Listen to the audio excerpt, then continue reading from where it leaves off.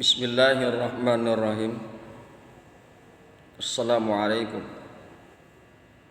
warahmatullahi wabarakatuh. Waalaikumsalam warahmatullahi. Alhamdulillah, pagi hari ini kita akan lanjutkan kembali taklim kita Al-Maqalatus Saminata Asyara, yaitu makalah yang ke-18. Makalah yang ke-18. Kila man taraka dzunuba raqa qalbuhu. Dikatakan man taraka dzunub, barang siapa yang meninggalkan dosa-dosa, raqa qalbuhu, maka lunak hatinya. Wa man tarakal harama, dan barang siapa yang meninggalkan keharaman, makanan, pakaian dan lain sebagainya yang haram, makanan haram, pakaian haram. Wa man tarakal harama, dan barang siapa yang meninggalkan keharaman, wa akalal halala, dan dia memakan yang halal, sofat fikratuhu, maka bersih hatinya, maka hatinya menjadi bersih.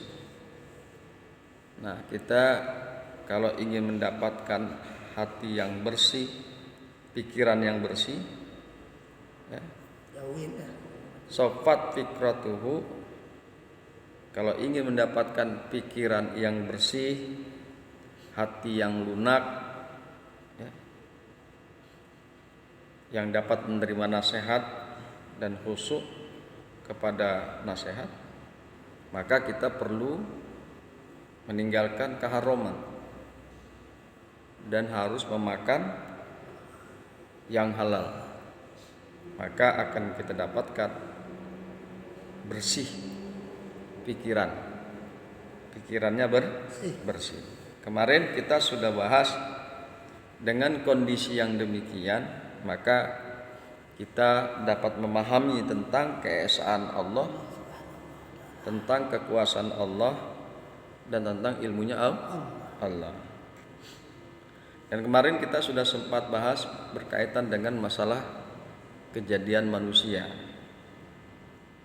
Kejadian manusia. Baiklah, kita akan lanjutkan pembahasan berikutnya. Bismillahirrahmanirrahim. Setelah manusia terbentuk di dalam rahim,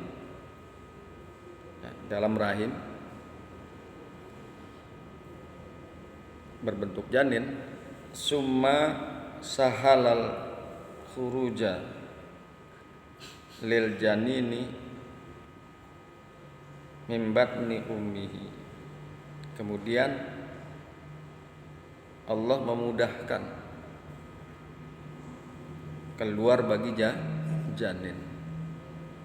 Allah mudahkan keluarnya janin min batni ummihi, dari perut ibunya. Wa alhamahu irtido as-sadyi, dan Allah mengilhamkan kepada kitanya, Allah mengilhamkan kepada janin tersebut, kepada bayi tersebut, Allah ilhamkan irtido as-sadyi, dapat menyusu di tete ibunya, dapat menetek, ya. Dimudahkan tuh, sehingga kalau kita melihat ada bayi, ya, bisa netek,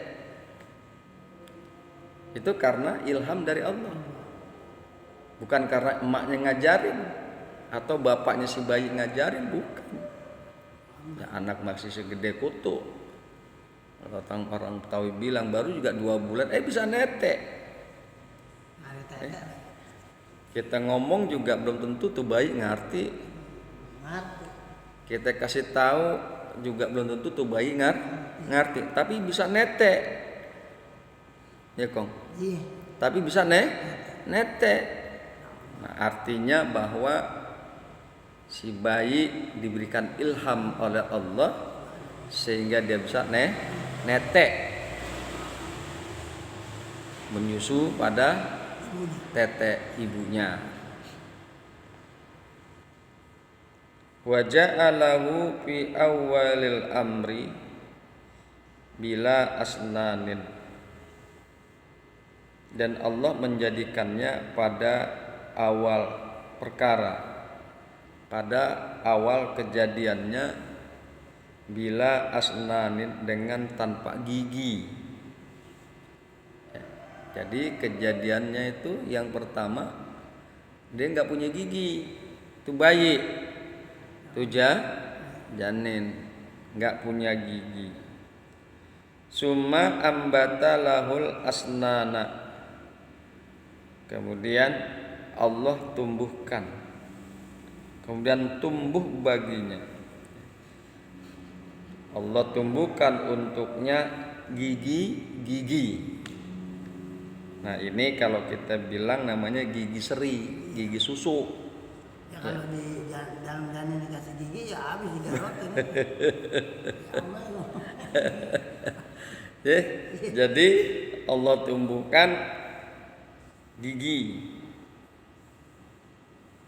Gigi ini kalau kita bilang sih gigi seri gitu lah. Jadi gigi seri itu juga bukan hanya sekedar tumbuh, tapi dia memiliki fungsi. Nah ini kita akan coba kemukakan bahwa fungsi gigi susu membantu proses pengunyahan. Iya. Jadi gigi itu juga sebagaimana layaknya gigi yang lain, dia membantu pengunyahan si baby itu, si bayi.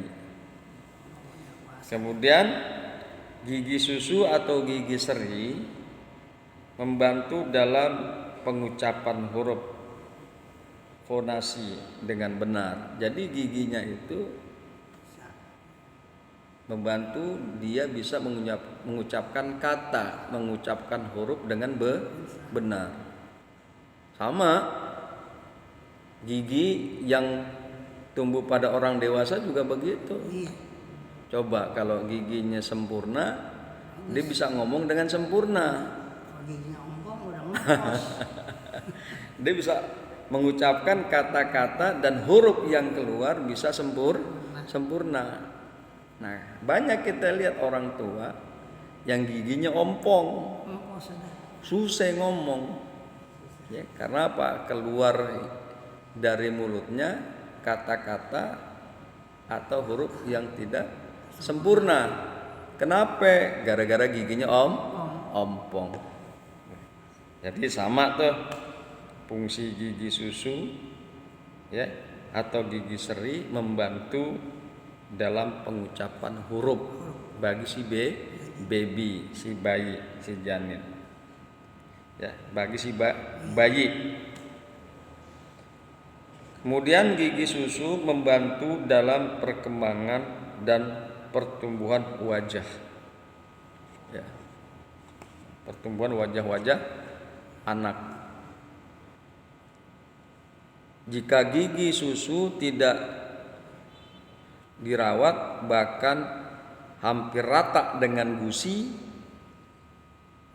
ya giginya rata dengan gusi, dapat memperpendek ukuran wajah, terutama dari hidung ke dagu sehingga wajah tidak terlihat proporsional. Jadi gigi seri itu membantu pembentukan wajah. Membantu pembentukan wajah. Jadi kalau kita lihat, kalau giginya itu rata, gigi serinya rata dengan susu, maka dapat bahkan hampir rata dengan gusi, dapat memperpendek ukuran wajah. Jadi wajahnya jadi pendek, nggak proporsional gitu. Cuma gara-gara giginya rata sama gusi. Jangan orang dewasa kalau gigi udah ada jelek kelihatannya. Nah iya, makanya kalau giginya orang yang mukanya pendek kan lucu kelihatannya gitu.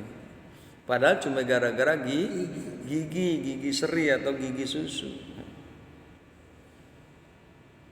Ya. Memperpendek ukuran wajah terutama dari hidung ke dagu. Dari hidung ke dagu.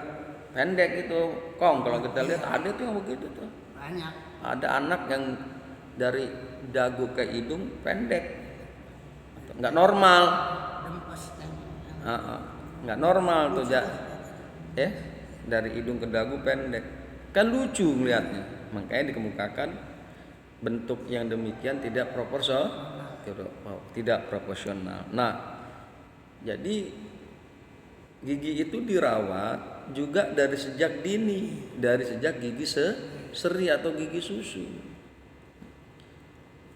Jadi kadang kita dengar gigi susu mah nggak perlu dirawat, ntar juga putus semua, tugel, ganti gigi yang baru.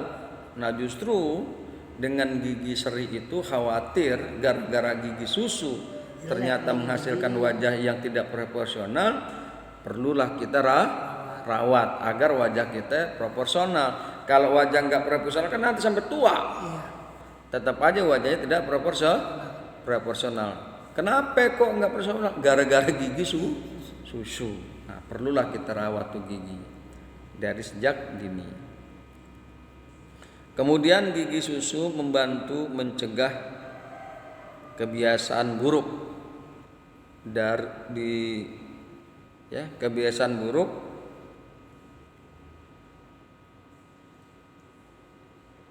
di rongga mulut. Jika anak sudah kehilangan 4 gigi susu, misalnya 4 gigi susu atas dia nggak punya, hilang, katakan copot, maka anak akan berpotensi untuk menjulurkan lidah. Gigi atasnya copot, ompong, gigi seri. Anak kan iseng gitu, namanya anak-anak, namanya bayi. Nah, sering nyelet gitu. Sering nyelet. Menjulurkan lidah ke depan. Hal ini disebabkan karena tidak ada yang menahan lidah di bagian depan. Nggak ada yang bisa nahan. Karena nggak ditahan, tuh lidahnya sering nyelet gitu. Nah, itu kebiasaan buruk. Kalau kita sih udah tua ngerti, giginya ompong, nggak nyelet ke depan lidah kita. Susah. Lah kalau yang namanya bocah, bayi, enak kali dia nyelet. Padahal itu adalah kebiasaan buruk. Oleh karena itu pentingnya kita merawat gigi susu. Ya, pentingnya kita merawat gigi susu agar wajah kita proporsional, enak dipandang, enak dilihat. Ya. Bismillahirrahmanirrahim. Itu adalah sekelumit bagaimana fungsi daripada gigi susu, fungsi daripada gigi susu, gigi seri. Wajalahu fi awalil amri, dan dia Allah menjadikannya pada awal kejadian bila asnanin, dengan tanpa gigi. Summa ambatalahul asnana, kemudian Allah tumbuhkan untuknya gigi. Summa askotoha wa azalaha, kemudian Allah menggugurkannya. Wa azalaha, dan menghilangkan gigi susu. Inda sabai sinin, pada waktu sekitar kira-kira 7 tahun, kata Syekh Nawawi. Suma a'adaha marratan ukhra, kemudian Allah mengulangi, ya, mengembalikan gigi tersebut pada lain waktu, ya, pada waktu yang lain. Jadi memang Allah sengaja melakukan proses yang demikian itu. Ya, gigi susu tumbuh, tapi juga ntar akan tugal dengan sendirinya, hilang dengan sendirinya, gugur. Kapan kira-kira? 7 tahun. Nah, dengan kejadian ini, kalau pikiran kita bersih, ya, maka kita akan dapat melihat dan merasakan kekuasaan Allah. Kita akan merasakan kehebatan Allah. Summa a'adaha marratan ukhra, kemudian Allah mengembalikan akan gigi yang hilang tadi, gigi susu, dengan gigi permanen, ya, pada kali yang akhir, pada kali yang lain, marratan ukhra, pada kesempatan yang lain. Wa ja'alallahu ta'ala ahwalal abda mutaghayyiratan min sigharin ila kibarin. Wa ja'alallahu ta'ala ahwalal abdi, dan Allah menjadikan, Allah yang maha tinggi menjadikan keadaan hamba mutaghayyiratan, dengan berubah-ubah. Allah jadikan keadaan hamba berubah-ubah, min sigharin ila kibarin, dari kecil sampai gede. Kita kan tiba-tiba berojol dari perut mak kita, bukan langsung gede, ya, dari janin tuh, ya Kong, keluar jadi baby, lucu tuh baby, tuh bayi lucu gitu. Terus jadi dia balita, jadi balita, kemudian jadi anak-anak, jadi anak, kemudian jadi remaja, jadi dewasa, kemudian tua, ya. Berubah tuh. Emang Allah ciptakan begitu. Makanya dikemukakan oleh Syekh Nawawi, wa ja'alallahu ta'ala ahwalal abdi mutaghayyiratan, dan Allah yang maha tinggi menjadikan keadaan atau kondisi hamba berubah-ubah, min sigharin ila kibarin, dari kecil sampai gede, wa min sababin ila haramin, dan dari muda belia sampai tua bangka, tua renta, berubah. Wa min sihatin ila saqamin, dan dari sehat menjadi sakit. Dulu badan kita gagah, masih muda, nggak pernah sakit, ya. Udah deh umur 70 meriang mulu, pada sakit gitu loh. Memang Allah jadikan begitu, ya kan gitu Kong. Dulu kita masih remaja, masih muda, begadang, telanjang dada maksudnya, keluar katakan di lapangan, nggak masuk angin, nggak masuk angin. Sekarang mah boro-boro telanjang di luar umur 71, telanjang di dalam rumah aja masih kene masuk angin. Nah, dengan kondisi seperti itu, ya, perubahan seperti itu, kita menyadari adanya kekuasaan Allah di dalam perubahan tersebut. Dari yang tadinya enggak ada gigi jadi ada gigi, terus giginya dihilangin tuh, gigi susu digantiin gigi permanen, dari kecil jadi gede tuh.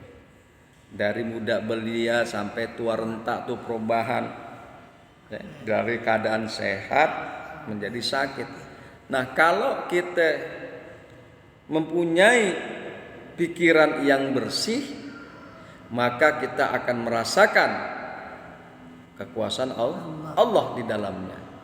Allah lah yang mengatur, Allah lah yang berkuasa. Nah, dengan kita merasakan kekuasaan Allah di dalamnya, maka semakin menguatkan kita untuk khusyuk beribadah kepada Allah, taat kepada Allah, takwa kepada Allah, karena dia yakin bahwa Allah lah Tuhan yang sebenar-benarnya. La ilaha illallah. Jadi gitu. Bagaimana kita mendapatkan bersih pikiran? Pikiran yang bersih, yang pertama adalah meninggalkan keharaman. Yang kedua makan yang halal. Meninggalkan keharaman dan makan yang halal. Bagaimana kita bisa mendapatkan hati yang lunak sehingga kita bisa menerima nasihat dan kita bisa khusyuk dengan nasihat tersebut? Maka tinggalkanlah dosa.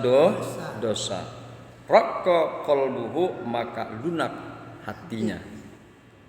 Kong ya. Itu dulu insyaallah. Nanti akan kita lanjutkan. Subhanakallahumma wa bihamdika asyhadu an la ilaha illa anta astaghfiruka wa atubu ilaik. Assalamualaikum warahmatullahi wabarakatuh. Waalaikumsalam warahmatullahi